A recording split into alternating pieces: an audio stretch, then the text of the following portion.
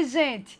Meu nome é Manuele Gouveia e agora nós estamos aqui no Adelante junto com vocês. E hoje vamos gravar um super aulão para a Polícia Civil do Ceará. Vocês estão preparados? Eu não aceito, olha como eu sou ousada, eu não aceito menos do que fechar a prova. Combinado assim? Vamos junto? Então vejam só, isso é um desafio, por quê? Porque nós temos uma banca chatinha, que é a IDECAM, né? E chata em que aspecto? Chata no aspecto dela não ter um padrão de funcionamento tão claro como, por exemplo, um CESP da vida, né? O CESP a gente vê nitidamente, ele tem começo, ele tem meio, ele tem fim. O CESP tem um estilo ali muito próprio de fazer questões.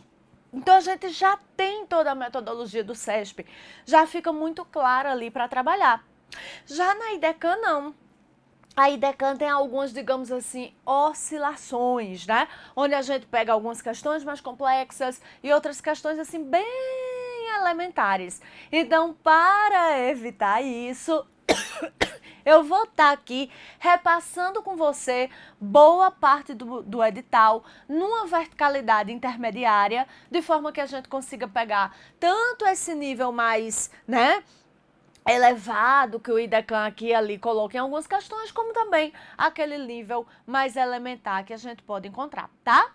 Outro ponto importante para frisar para vocês é que esse edital do Ceará, ele também vem um pouco atípico dos editais que vão sair aí para as polícias civis de uma maneira geral, né? E por quê? Porque nele nós temos basicamente 3 pontos, 4 pontos, vamos assim dizer. A gente tem a parte de redes sociais, né? Onde ele vai estar falando ali também de criptomoedas, segurança e etc. A parte de rede, onde ele frisa bem em navegação e e-mail. E nós vamos ter a parte de aplicativos e sistemas operacionais, né? Sistemas operacionais Windows e Linux e a parte de aplicativo com LibreOffice, onde ele vai ter lá o Calc, o Writer e o Impress, perfeito? Então, nós vamos ter algo bastante atípico nessa área de polícia civil. Por quê? Porque geralmente a gente tem um aprofundamento um pouco maior na parte de segurança, na parte de rede de computadores, né? E não tanto ênfase na parte de software de uma maneira geral, tá certo? Então, por isso, nós vamos aí estar fazendo essa divisão, vamos assim dizer, da matéria, combinado? Então, nós já vamos começar com a parte de sistemas operacionais, perfeito? Que é que eu já quero de cara revisar com vocês. Vejam só. Para nós batermos esse tópico, e veja que lá ele fala de princípios dos sistemas operacionais, etc e tal, então eu vou fazer com vocês aqui um organogramazinho. Então, veja, esse é o ponto do edital, tá? Mas para trabalhar esse ponto do edital, eu vou fazer um organogramazinho. Como é que nós vamos trabalhar? Nós vamos lembrar da classificação dos softwares, que é uma coisa que tem caído bastante para vocês. Então, a gente tem que lembrar que esse software eu vou classificar quanto a função e quanto a distribuição. Quanto à função, ele pode ser sistema operacional, aplicativo, acessório ou utilitário. Quanto à distribuição, ele pode ser shareware e dentro do shareware nós temos o tryware, freeware,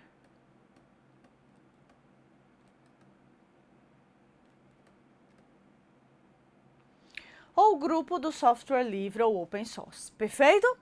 Então, assim sendo, nós vamos ter essa classificação e a interação entre essas classes de software. Só que para te explicar isso, eu preciso te dar também alguns outros conceitos, tá? Então a gente vai ter aqui já claramente o conceito de arquivo, que é que eu preciso que você saiba. Vejam só. Qual é a menor porção de dados que eu tenho dentro do computador? Qual é que eu esqueci? Qual é? É o bit, não é? Então, a menor porção de dados que nós temos no computador é o bit. Mas você alguma vez já gravou um bit? Renomeou um bit? Excluiu um bit? Moveu um bit? Você nem sabia que existia isso até pouco tempo, talvez, não é?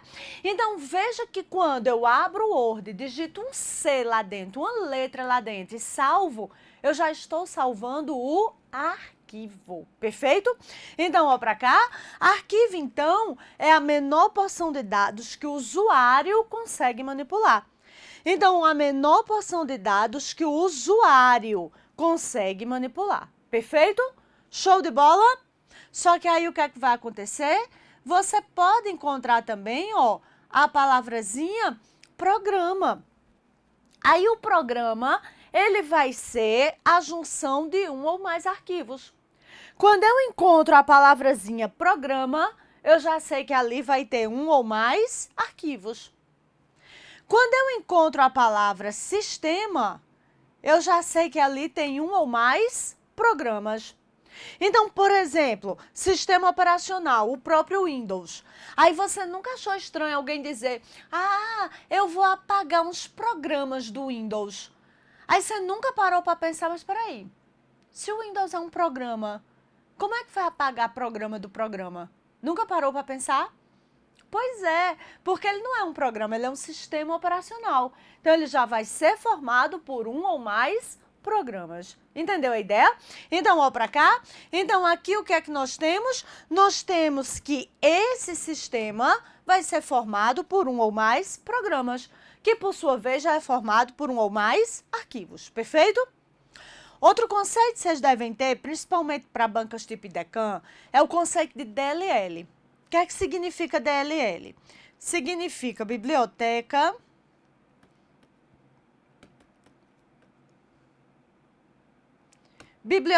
de vínculo dinâmico, tá? O que é isso?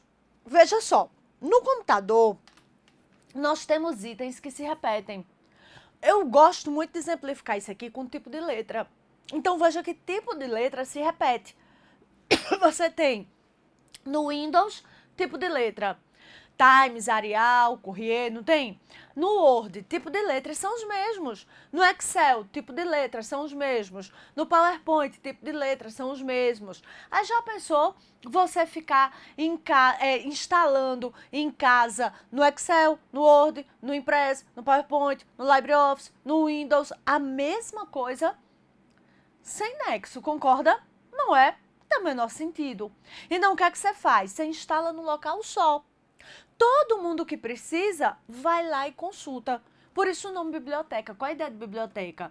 É que ao invés de você comprar um exemplar para cada aluno, você compra alguns exemplares e põe na biblioteca.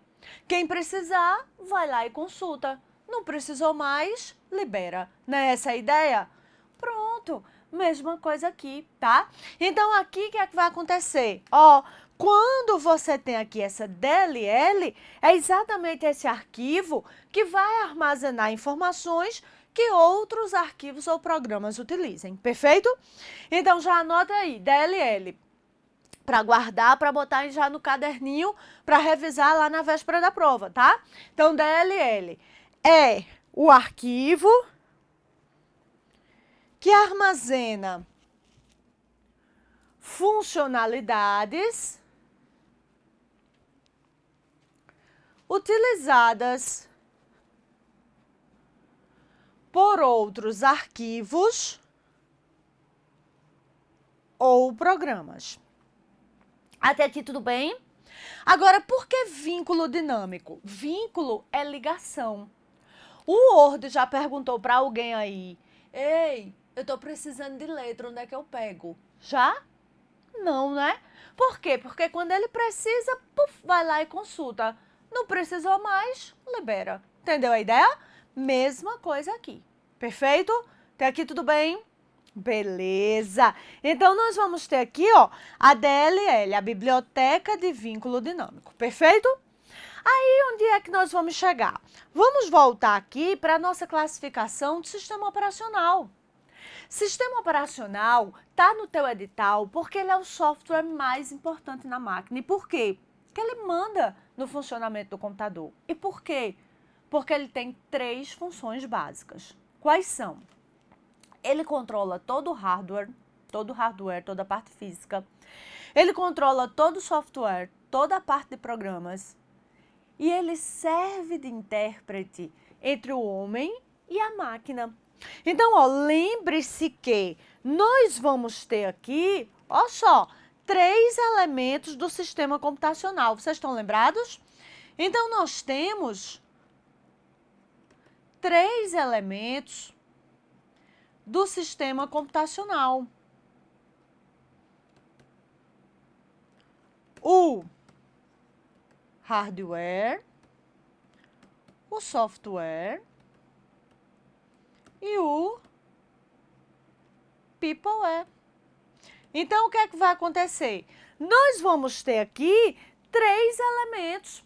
Ele controla a parte física, controla a parte lógica e serve de intérprete entre o homem e a máquina. É o cara, beleza? Então, não esquece disso, tá?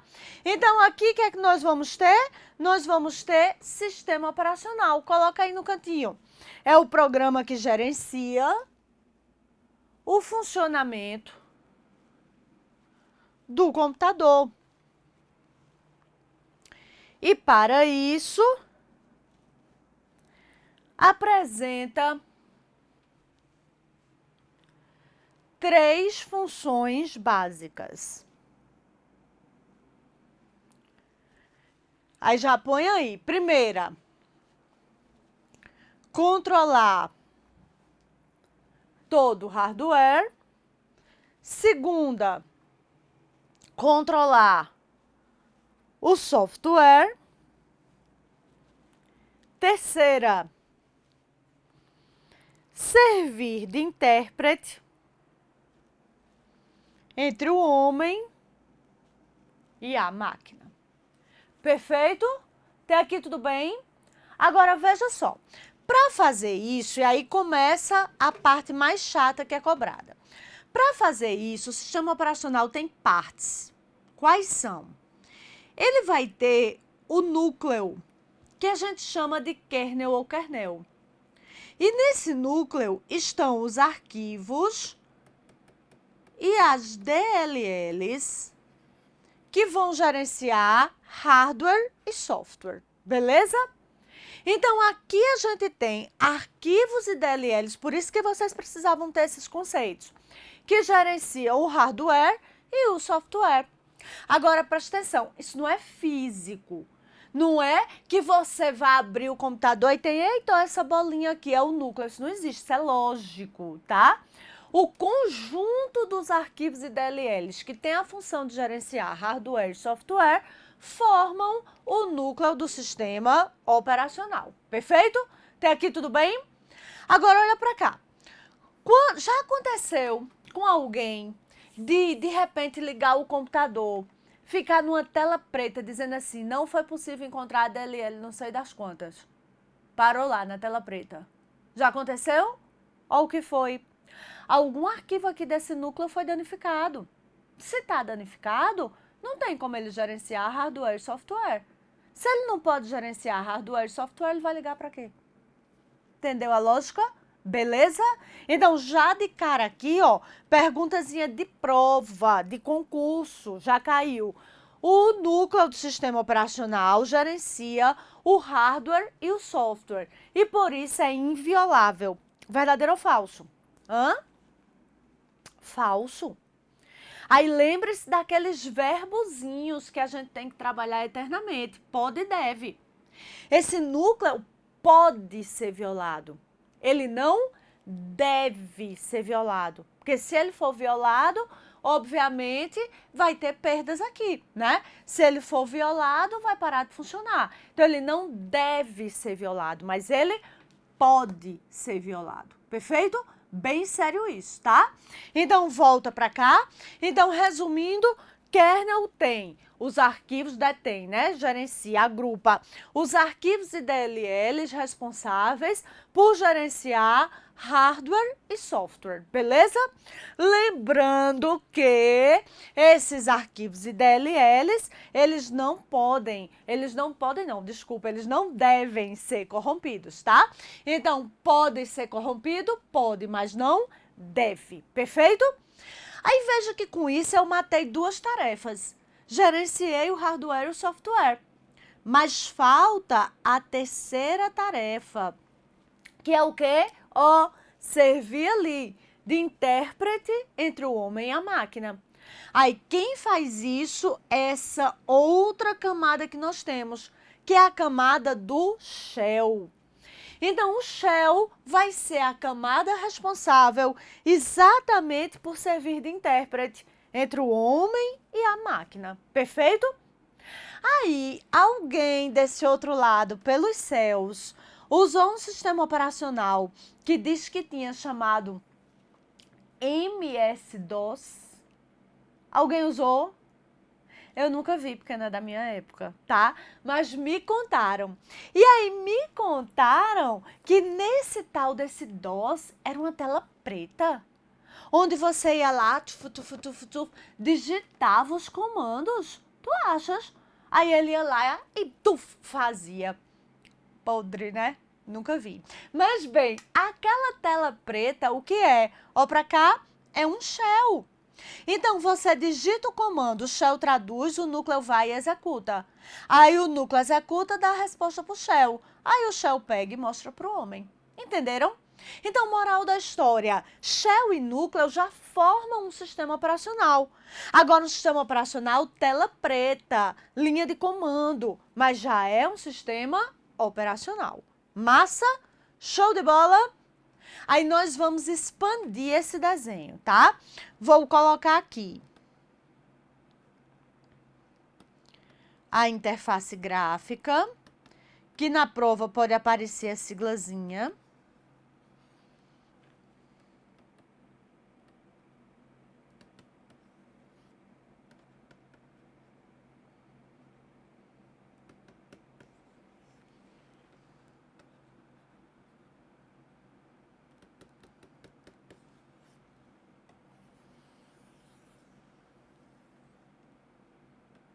E aqui a sigla Sistemas Operacionais. Ó, esse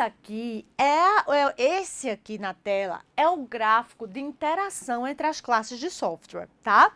O nome que a gente dá é gráfico de interação entre as classes de software, perfeito? Então, aqui nós vamos ter esse gráfico. Aconselho que você printe essa tela, tá? Congela aí e dá uma anotada, perfeito? Por quê? Porque esse gráfico ele é bem elucidativo para as questões que caem acerca disso aqui. Eu chamo da ameba de software, porque não fica parecendo uma ameba, mas é o gráfico de interação entre as classes de software, tá? Vou começar a explicar. Então, primeiro, a interface gráfica. Qual é a ideia? A interface gráfica é a camada gráfica que facilita a comunicação com o usuário. É o menuzinho, é o botão. É infinitamente mais fácil eu clicar no botão, eu clicar no menu, do que eu ir lá e digitar a linha de comando toda. Concorda comigo? Não é? Infinitamente mais fácil eu estar lá, ó, interagindo com a interface gráfica. Entenderam? Beleza? Mas o que é que esse gráfico está dizendo aqui? Preste bem atenção agora. Ó, a interface gráfica, ela é essencial para o sistema operacional funcionar? Não. Observe que ela não é essencial.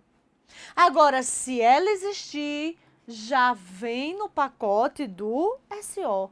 Esse é o X. Se ela existir, ela já vem no pacote do SO. Ou seja, eu não posso chegar numa loja e dizer, moço, eu vim comprar uma interface gráfica. Não pode, tá? Por quê? Porque se ela existir, ela já vem no pacote do SO. Agora, presta bem atenção, bem atenção. O sistema operacional pode ou não ter interface gráfica, mas obrigatoriamente tem shell e núcleo. Obrigatoriamente. Então, ele pode ser só tela preta, só com shell e núcleo, como ele pode ser com interface gráfica. Aí, observe que sempre que existe a interface gráfica, tem um menuzinho onde você pode vir e acessar o shell. Sempre. Lá no Windows tem um menu para você acessar o shell. Lá no Linux vai ter, mesmo que você esteja usando interface gráfica, vai ter um menu onde você pode acessar o shell. Entendeu a ideia? Sempre, porque shell e núcleo estão lá, obrigatoriamente. A interface gráfica pode estar ou não. Perfeito? Beleza? Então, repetindo, interface gráfica, camada gráfica que facilita a interação com o usuário. Pode ou não fazer parte, né? Ela não é essencial para o sistema operacional funcionar. Agora, se existir, está no pacote do SO. Perfeito? Aí nós vamos ter o acessório. O acessório é um programazinho que tem função para o homem. Ele não existe para a máquina, ele existe para o homem. Como o próprio nome já sugere, ele vai ter uma função acessória, tá? Vou explicar no Windows, porque é o que a maioria de vocês usa, então fica mais fácil de você associar. No Windows de acessório, nós teríamos a calculadora, bloco de notas, paintbrush, beleza? Aí veja só, o Windows deixa de funcionar porque não tem o paintbrush instalado? Não, né? Então veja que o acessório não é essencial para o sistema operacional funcionar, tá vendo? Mas se ele existir, já vem no pacote do SO. Eu não posso chegar na loja e dizer, Messi, eu vim comprar só o paintbrush. Não posso. Por quê? Porque se ele existir, ele já está lá no pacote do SO. Perfeito? Aí agora o pulo do gato. O aplicativo é similar ao acessório.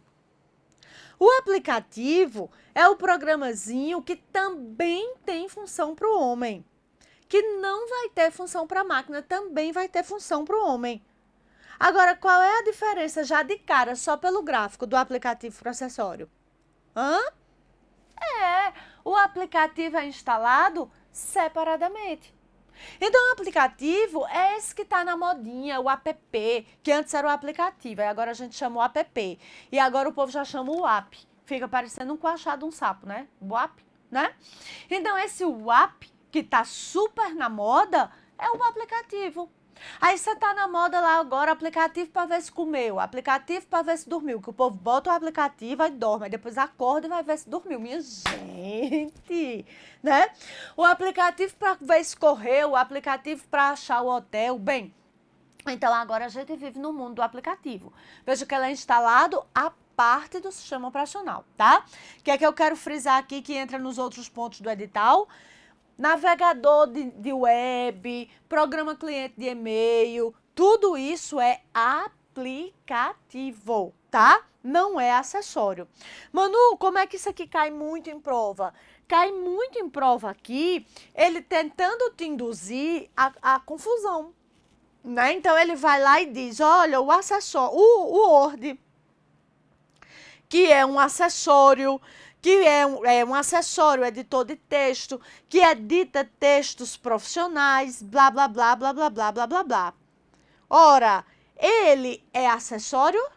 Não. O Office é aplicativo, é instalado separadamente.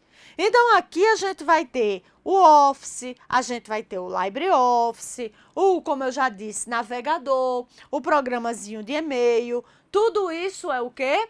Tudo isso é aplicativo. Não esqueça, tá? Mega, super, ultra, ninja, power importante. Perfeito? E utilitário? Utilitário é o programazinho que tem função para máquina. Então, veja, acessório e aplicativos, função para o homem, né? Acessório já vem no pacote do SO, aplicativo instalado separadamente.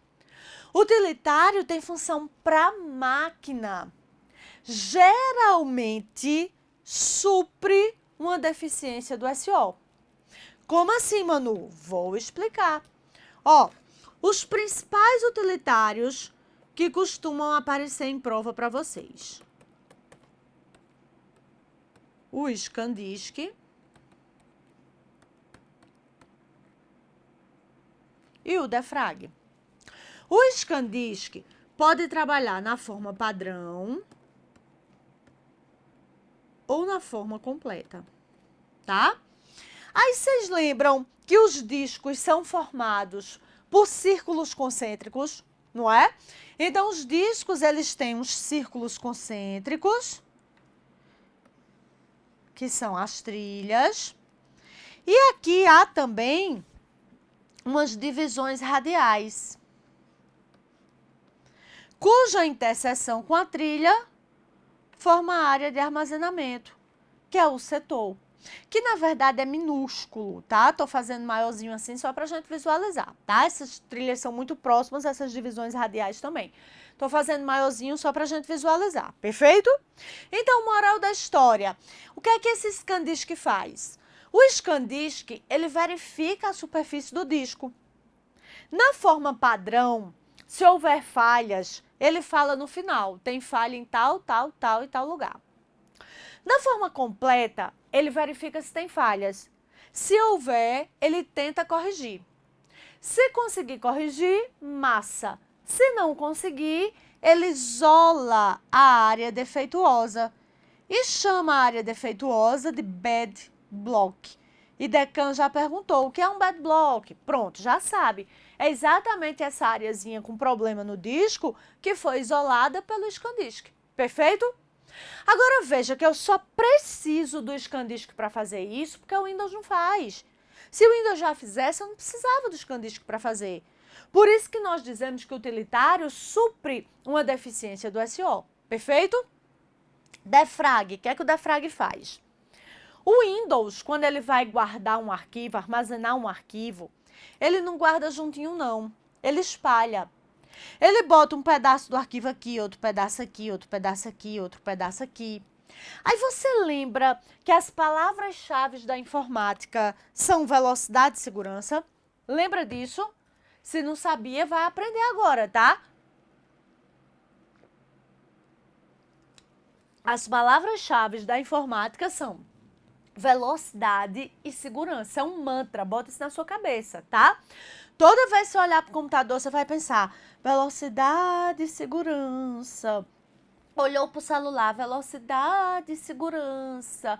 Foi andando na rua, viu o computador, velocidade e segurança. Tudo. Tudo que a indústria da informática investe ao longo do tempo só busca velocidade e segurança, tá?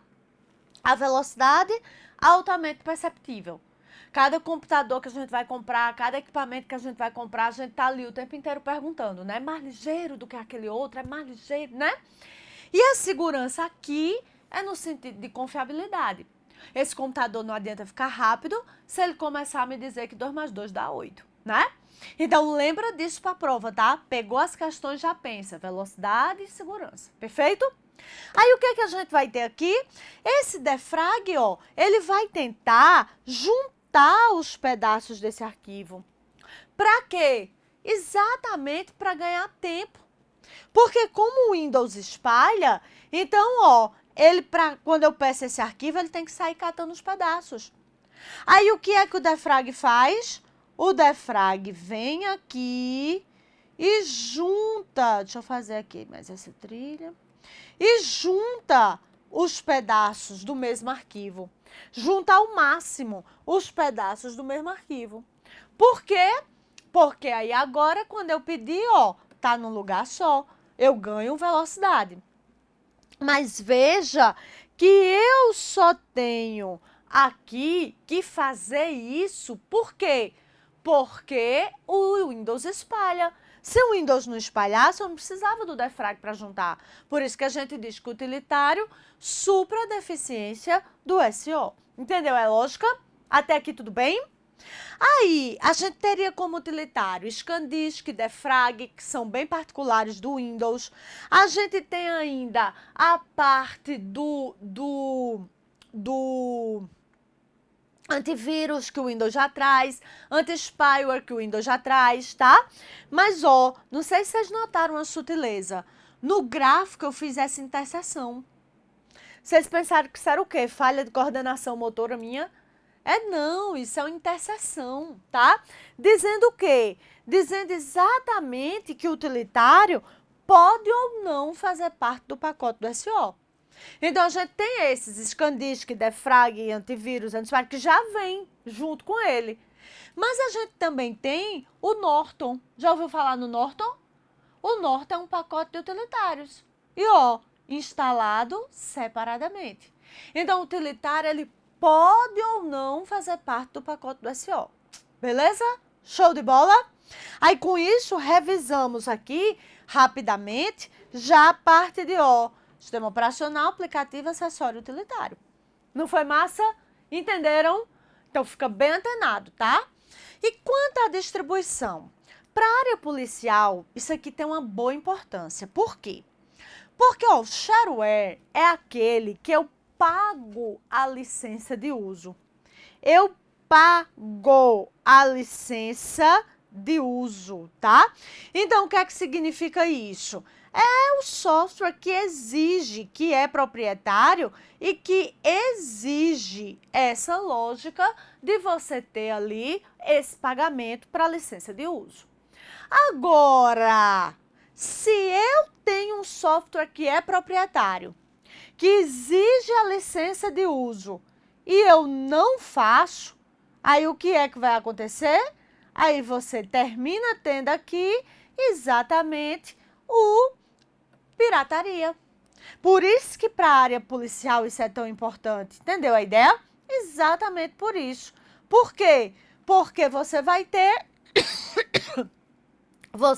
exatamente essa questão dessa licença exigida e você não pagou. Então, é considerado pirataria, é crime, se você usar para fins comerciais, tá? Aí o Tryware. O Tryware está dentro do shareware porque é aquele que você pega de graça por um tempo para testar, para ver se gosta. Não é para testar para ver se tem erro, não, porque para testar para ver se tem erro é a versão beta. Aqui é aquele que você testa para ver se gosta, tá? Esse é o X. Então, esse aqui, esse Tryware, eu gosto de exemplificar com o Spotify. O Spotify não tem a versão gratuita? Pronto, aí você baixa para usar. Mas aí não tem todas as músicas, você só escuta se estiver online. Tem aquela publicidade chata no meio da música e tal. Mas é para dar o gostinho, tá entendendo? Não traz todas as funcionalidades do Tryware. Traz só algumas, é só para dar o gostinho. Aí você usa e diz, pô, esse negócio é massa, eu quero. Ah, quer, fofes? Então assine. Entendeu? É por isso que ele está dentro do shareware. Porque se você curtir, aí você tem que ir lá e fazer a versão full. Tem que ir lá e adquirir a versão full, o shareware. Massa? Entenderam isso? Aí a gente tem o freeware. Freeware é aquele que você pega de graça de graça mesmo, executável. Aqui não para testar por um tempo como o Tryware. Aqui ele fornece gratuitamente o executável, perfeito? Aí tem gente que pensa e cai na prova, induz você a achar na prova. Ah, então isso aqui exemplifica bem a bondade da humanidade, né? Então agora a humanidade, ela tá ficando boa.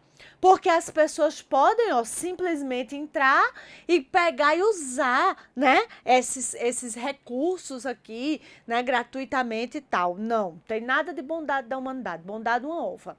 Aqui se ganha muito dinheiro também. Agora se ganha dinheiro de outra forma, tá? Aqui se ganha dinheiro com o quê? Com ação na bolsa, aqui se ganha dinheiro com publicidade, aqui se ganha dinheiro de outras formas. Mas continua se tendo também essa questão de você usar e ganhar dinheiro e tá no mercado, tá? Um exemplo bem claro de freeware é o WhatsApp. Alguém já pagou para usar o WhatsApp? Não. E ele é o software mais valioso do planeta. Então, se ganha dinheiro de outras formas. Aí, dentro do freeware, a gente tem um grupo do software livre, ou open source, que fornece gratuitamente o executável e o código-fonte. Então, isso aqui é o programazinho pronto para a máquina executar e o programa próximo da linguagem do homem. Com a analogia que eu gosto de fazer aqui. É como se ele te desse o bolo e a receita do bolo. Então, se você souber cozinhar ou se você tiver um bom cozinheiro, você pode adaptar o bolo para você. Você pode dizer, ó, quero botar tal ingrediente, quero tirar esse outro e assim por diante, não é? Pronto, mesma coisa aqui com software. Se você souber programar ou tiver um bom programador, você pode adaptar o programa para você. Tira essa funcionalidade, bota aquela outra e assim por diante. Perfeito? Pode. Beleza? Até aqui tudo bem? Agora, aqui um bom exemplo desse freeware é o Linux. Desse freeware não, desculpa, desse software livre, desse open source. É o Linux. Mas veja só o detalhe, presta bem atenção. O que eu pego de graça, eu não posso revender, é crime. Agora, se eu pegar de graça e personalizar, a minha personalização, eu submeto a um comitê. Por que submeter ao comitê? Porque senão a galera ia pegar de graça, mudar uma besteira e querer vender. Então, não, eu submeto ao comitê. Para quê? Para o comitê julgar se há mudanças suficientes para considerar uma nova versão.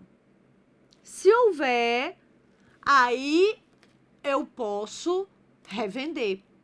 Desde que, a minha versão, desde que, ó, o original não tenha a cláusula de copyleft. Que é copyleft? Uma piadazinha com copyright. Copyright não são os autorais. Tudo que tem copyright não tem que pagar autorais. Tudo que tem copyleft tem que permanecer gratuito forever. Beleza? Ele e o que derivar dele. Então, vamos repetir?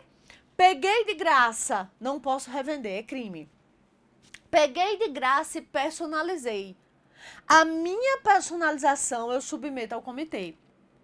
Se o comitê julgar que há mudanças suficientes para considerar uma nova versão, a minha versão eu posso vender, desde que o original não tenha a cláusula de copyleft. Perfeito? Fica bem antenado nisso, tá? Aí, se a gente já sabe a classificação do software, a gente já pode dar uma revisada em Linux, ó, que é um open source, tá? O que é que eu preciso que você saiba de Linux para essa prova? Preciso que você saiba que esse Linux, ele vai surgir porque a gente tinha um sistema operacional muito bom, que era o Unix. Porém, o Unix não funcionava na plataforma Intel. O Unix ia funcionar lá no mainframe, nos computadores da Apple, mas não na plataforma Intel. E na plataforma Intel, quem é que funcionava? O Windows. Nós da área carinhosamente chamamos de Windows, tá? Porque o bicho é ruim com força. Mas bem, então, moral da história. Teve um cara chamado Linus Torvalds que ficou puto com isso. Ele disse, mas rapaz, com tanta coisa boa no mercado e a gente usando essa porcaria, pois eu vou fazer um sistema operacional, né? Vou fazer um sistema operacional baseado no Unix, mas que funcione na plataforma Intel. Como o nome dele era Linus, ele foi lá e registrou o Linux, perfeito? Só que o que acontece? Linus era acadêmico.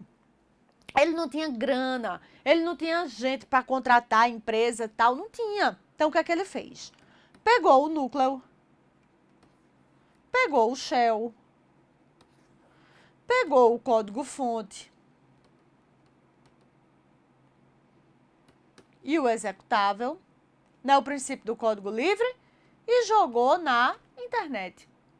e disse, gente, comunidade, me ajuda aí a desenvolver esse negocinho aqui? Me ajuda, né? Então, quando ele fez isso, alô, comunidade, ele estava falando com quem? Ele estava falando com a comunidade acadêmica. Porque nessa época, só quem usava a internet era a comunidade acadêmica. Estou falando aqui 94, 95, entenderam a ideia? Aí, resultado, esse Linux terminou sendo feito a muitas mãos. E a mãos de quem entende do babado, sem pressão comercial. É por isso que ele é tão bom, é por isso que ele é tão estável. Entendeu? Só que o que é que acontece? É que o gratuito é o núcleo e o shell. Tela preta. Tá aí, tá gratuito. Você pode parar a aula agora, entrar aí no site e baixar o núcleo e o shell do Windows gratuitamente até hoje, tá? Mas é tela preta. Então, o que é que começou a acontecer? Junta um grupo, desenvolve uma interface gráfica para o Linux. Desenvolveu, e chamou de uma nova distribuição. Faz outra distribuição. Então, o Linux tem diversas distribuições. Debian, Kurumin, Red Hat, Ubuntu. Já ouviu falar? Pois é. Entendeu a ideia? Elas são parecidas, mas elas não são iguais. Então, é por isso que no edital como esse seu, onde ele não diz qual, ele só bota lá Windows e Linux, ele não pode cobrar a distribuição. Então, vocês mandam mensagem para mim, Manu, qual é o Windows, qual é o Linux que eu baixo? Nenhum. Você não vai baixar nenhum. Para de piração. Você não vai baixar nenhum. Você vai estudar por aqui. Entendeu o babado? O que você vai ter na sua prova é essa historinha que eu contei do Linux, essa história que eu contei do software livre antes, e comando do shell. Memoriza comando e árvore de diretório. É isso que cai na tua prova. O comando tal faz tal coisa, pronto, ou sabe. Paybuft. Entenderam? Então, é isso que vai cair na tua prova. Perfeito? E você saber que o Linux não tem copyleft, tá? Não tem, o original do Linux não tem a cláusula de copyleft. Resultado, pode ter versões pagas e versões gratuitas, porque você associa muito o Linux a gratuito, né? Não. Ele tem versões pagas e ele tem versões gratuitas. Show? Beleza? Entendeu tudo, tudíssimo, tudérrimo? Olhe lá, tá? Então, agora, para finalizar essa revisão, que é bem importante estar lá no teu edital, a gente tem aquela parte de gerência de arquivos diretórios, tá? Então, a gente vê rapidinho qual é o conceito de arquivo, diretório, subdiretório, pasta, subpasta, árvore de diretórios e caminhos. Perfeito? Até aqui tudo bem? Só que o que é que acontece? A gente já está acabando o tempinho do nosso primeiro módulo, né? Então, você vai dar uma respirada agora, pega uma água, vai ao banheiro rapidão e daqui a pouquinho a gente volta e segue com a nossa revisão. Até lá, gente. Tchauzinho.